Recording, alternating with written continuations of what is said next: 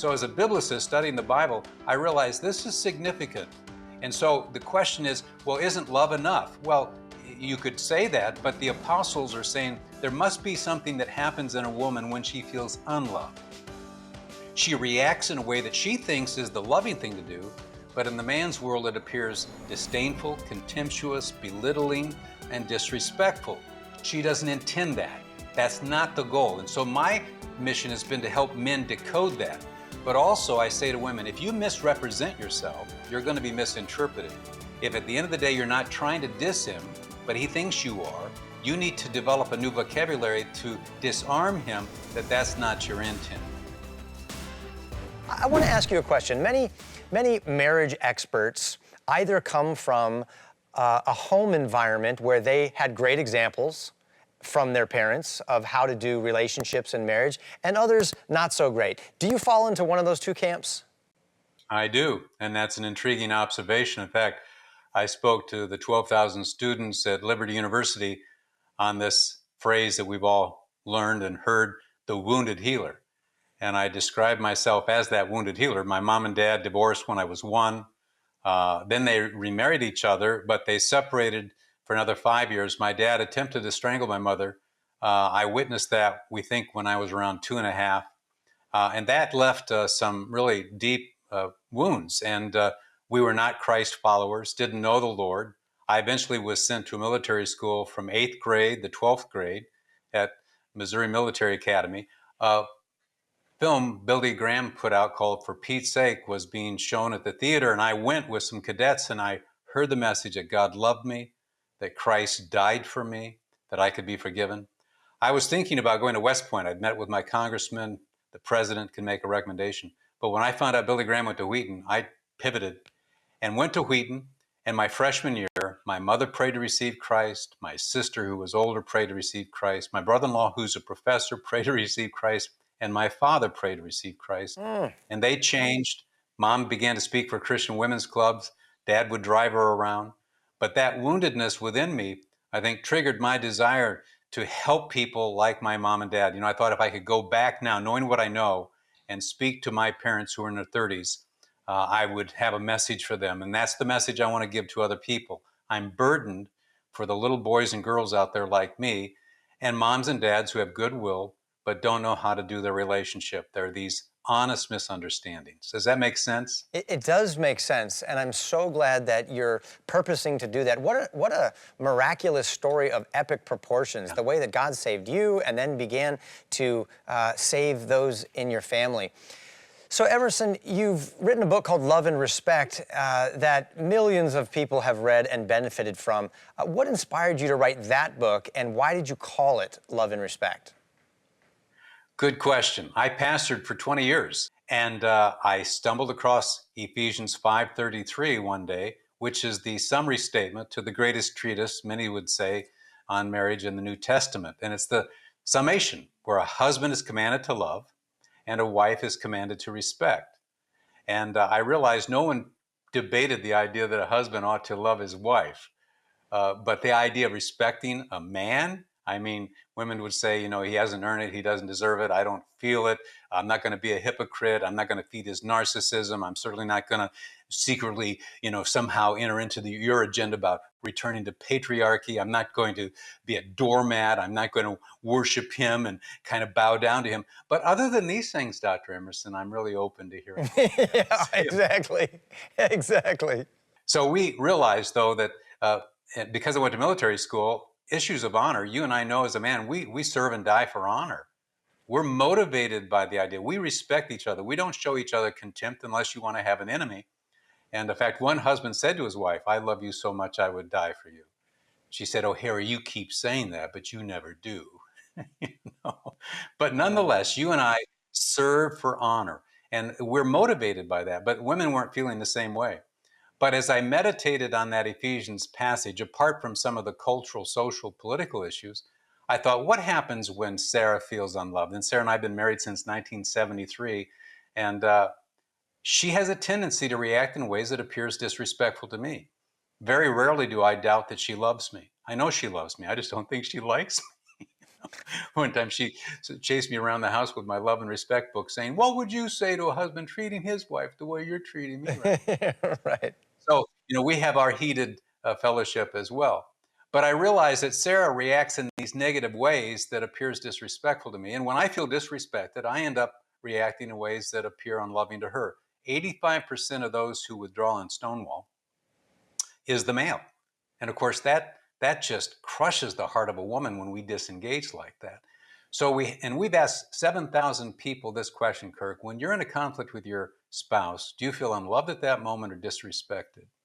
Get this, 83% of the men say they feel disrespected, and 72% of the women say they feel unloved. So we know there's exceptions to this. Those statistics show that, but this is statistically significant, and that the reliability of that test has been shown again and again. I have my PhD in family studies, so that kind of research is important to me. But here's the deal. We all need love and respect equally, as I say. But apparently, the felt need during conflict differs. And as I meditated on that, I realized the Lord was probably revealing something to us to encourage us. Because here's what I discovered. I call it the crazy cycle. Without love, Sarah reacts without respect. Without respect, Emerson reacts without love. And without love, she reacts without respect. And without respect, he reacts. And this baby starts to spin, Kirk. And people of goodwill, Sarah and I have goodwill, and we get on the crazy cycle. And what I believe is that we don't understand this dynamic that I'm talking about, because she's not trying to be disrespectful, and yet men take up offense. And he's not trying to be unloving. He'd die for her. But she takes up offense. And so our campaign, Sarah and I, has been to help to decode that crazy cycle, because it happens to all of us. And when the issue isn't the issue and you sense the spirit of your spouse deflating, you're probably on the crazy cycle. Does that make sense? It does make sense. And I know that there are several cycles that you refer to in your book, but I just want to double click for a minute on what you're talking about here. You say in your book that love is not enough. And many of us have been programmed to think that, well, if you would just learn to love her better and she would just learn to love him, it's all about love. God is love. Love one another. Love your enemy. Which sometimes our spouse can feel like an enemy. Why do you say love is not enough? Well, it's not because love isn't important, but neither Paul nor Peter ever command a wife to agape love a wife. There's agape love, which is the godlike unconditional love. Then there's phileo, Philadelphia. You're to phileo your husband in Titus 2. Not fillet him, but phileo. But it's not agape. That's a key distinction. I think you need to repeat that. Exactly right. That's right. And then there's eros. And those are the three. Agape, phileo, and eros are the three components of marital love. But no wife is commanded to agape love her husband. And I meditated on that, and I realized the Lord put it within the nature of women to nurture. Women love to love. You have to wound her at the level of intimacy to get her to stop loving. So God doesn't command her to do what he created her to do. Peter in 1 Peter 3 says you win a disobedient husband through your respectful behavior. He walked with the Lord of love for 3 years and never commands a wife to agape love. So as a biblicist studying the Bible, I realized this is significant. And so the question is, well, isn't love enough? Well, you could say that, but the apostles are saying there must be something that happens in a woman when she feels unloved. She reacts in a way that she thinks is the loving thing to do, but in the man's world, it appears disdainful, contemptuous, belittling, and disrespectful. She doesn't intend that. That's not the goal. And so my mission has been to help men decode that. But also I say to women, if you misrepresent yourself, you're going to be misinterpreted. If at the end of the day, you're not trying to diss him, but he thinks you are, you need to develop a new vocabulary to disarm him that that's not your intent. But in answer to your question, I landed on the love and respect message because that's the summation of the greatest treatise in the New Testament. Paul says a husband must love and a wife must respect. And Peter also said you win a disobedient husband through respect. They landed squarely on that, and so I did as well. So if a couple is experiencing the chaos of the crazy cycle, you don't respect me, well, you don't love me, and when you start loving me, then I'll start to show you the respect that you deserve, but right now you haven't earned any of my respect. How do they move out of that into the healthier place of the energizing cycle you talk about? Well, the crazy cycle, we've all heard the definition of insanity. You keep doing the same thing over and over again with the same ill effects. And so if a couple's been married 10 years and they're in that crazy cycle, and most everybody, people say, you just said in 5 minutes what described 25 years of my marriage. Very few people differ with this. There are some exceptions, but overall, everybody gets it. Yeah, that's where we live. Even if she needs respect, he needs love, I can see how that plays out in our relationship. And so if we keep reacting the way that you're talking about and keep blaming the other person for my reaction, then it's just going to keep spinning. So people have to come to a point where they make a decision. And people always ask me, well, who moves first to jump off the crazy cycle? And I say, well, the one who sees himself or herself as the most mature moves first. And of course, if we think that our spouse is always reacting in this childish way, then we're conceding to the fact that we see ourselves as the most mature. And I also say, people say, but I don't know if I can do this, Emerson. I said, well, let me say it this way. If you were to get $30 million tax-free for the next 6 weeks, if you never spun on the crazy cycle or got angry at your spouse, would you over the next 6 weeks, and there'd be a video crew following 24/7 for $30 million untaxed, would you spin on the crazy cycle? Would you do your part to get off of it? Would you stop being angry? And the crowds that we do our conference, oh, no, yeah. I said, so here's the point. We can do this. We're just not getting paid enough. That's right. We do it for money, but we wouldn't do it for God and for our spouse. Wow, that's convicting. Now, I know that when we read your book, we study through the group study series, or we're attending one of your conferences, we'll learn how to do that, how to get out of this crazy cycle into an energizing cycle. You talk in your book, with regard to the question, what women actually want, you've got this acronym, COUPLE, C-O-U-P-L-E. What does that stand for? Closeness, openness, understanding, peacemaking, loyalty, and esteem. And when a man is committed, he won't do it perfectly, but oftentimes when the spirit of a wife deflates, if you take that as a checklist, why is she deflating? Why is she upset? Did I send a message to her that I don't want to be close with her? I don't want to be open with her. I don't want to understand her. I don't want to be at peace with her. I don't want to be loyal to her. I don't want to esteem her. And respect or esteem is part and parcel of love. She needs to be honored. Peter's very clear, honor your wife as a fellow heir of the grace of life. But when a man doesn't do those things, then she's going to deflate. But if a man in good willed, motivation moves toward his wife to do that, or he humbly confesses, I failed to do that, I'm sorry, most every woman I know will soften, will forgive, will let him start again, will appreciate him. She'll even be bragging about him to her women friends. But that's the energizing cycle. And one of the things we say to get off that crazy cycle, I think one of the things we need to do is decode, is your wife really trying to dish you? Or is she just crying out for love? And did you say or do something earlier that felt unloving to her, which explains her reaction? She's trying to say to you, I'm feeling unloved. She's not trying to say, I don't respect you. And ladies, when your husband shuts down on you and reacts in a way that feels unloving, did you say or do something prior to that that was disrespectful? Women have photographic memories. They'll say, well, yes, but he should know I didn't mean it. He should know I didn't mean it. And so one of the things I encourage people to do is to not personalize on the crazy cycle too quickly. Sarah will react to me, I react, but we realize, we're vulnerable. We're insecure people at times, and we give the benefit of the doubt to each other. Paul said in 1 Corinthians 7:33 and 34, the husband is concerned about how to please his wife, and the wife is concerned about how to please her husband. It's kind of a sad day when we're married to a person who has basic goodwill, who's basically concerned. They're not getting up early in the morning to storyboard ways to irritate us and annoy us. But we're taking up offense and we resent them when really they're just defensively, insecurely reacting to something we said or did earlier. And if we're honest about that, we can begin to make a change. And we talk how to get off that. But then you transition to the energizing cycle, which is, how do you energize somebody? How do you motivate somebody? How do you influence them? And there's a fine line between manipulation and motivation. A guy says, I've been loving today. Can we have sex? I mean, that's manipulation. But motivation is, I really want to learn how to be close, to be open, to be understanding, to be at peace with you, to be loyal to you, esteem. My family of origin, I don't know how to do this. I don't know. I don't want to be unloving. I mean, every wife just softens when she hears her husband talk that way. It's just powerful. So you've got an acronym for the ladies, couples. Now let's flip the script and talk about what you say guys are really looking for from their wives. What are some practical things that she can do to respect the man in her life? The acronym that you have for the guys is CHAIRS. I probably would have went for lazy boy recliner, but that's probably got too many letters in it. So what does CHAIRS stand for? Well, I think it's more abstract. We talk about conquest, hierarchy, authority. authority, insight, relationship, shoulder to shoulder, we talk about, and then sexuality. And those are abstract. I talk about women have the, the romantic languages, French, Italian, and couple, it's just so right. But then when we talk chairs, it's guttural. It's Russian. It's German. Exactly.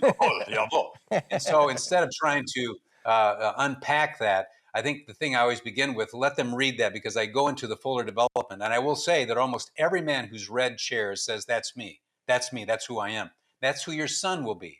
And so it doesn't make sense to the female. But I will tell you, when you see his spirit deflate and he withdraws from you, just ask yourself, did I step on his air hose, so to speak, in one of those 6 areas? But most women ask the first question, Emerson, I have no idea what you mean about even respect.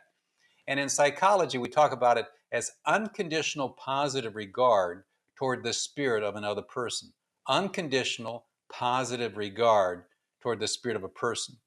Unconditional love and unconditional respect. Many people sense intuitively what unconditional love is, and that's right. But unconditional respect is an oxymoron. It's a contradiction of terms to them, that respect must be earned, respect must be deserved. Yeah. But here's the deal. Unconditional means there's no condition or situation or circumstance that can get me to hate you or show you contempt.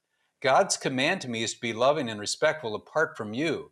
And people get confused. They think that I am the way I am because you caused me to be that way.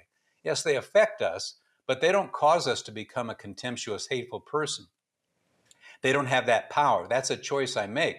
They can motivate me to want to do that, but at the end of the day, that's my decision. But unconditional, some people get confused about that. And so what we're talking about here with regard to respect is, when a woman is upset, can she distinguish the thing that's not respectable that he's done and respectfully communicate to his spirit about that which was not respectable?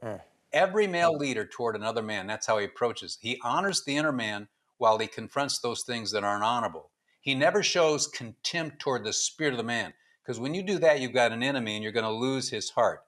And women have to practice this. In one way you do this, I'm not trying to diss you right now. I'm not trying to dishonor you. Help me understand. What you did hurt me. You're an honorable man who would die for me if I don't kill you first. But help me say this in a way that you don't just shut down on me. This is unacceptable with me, but help me understand this. You're an honorable man.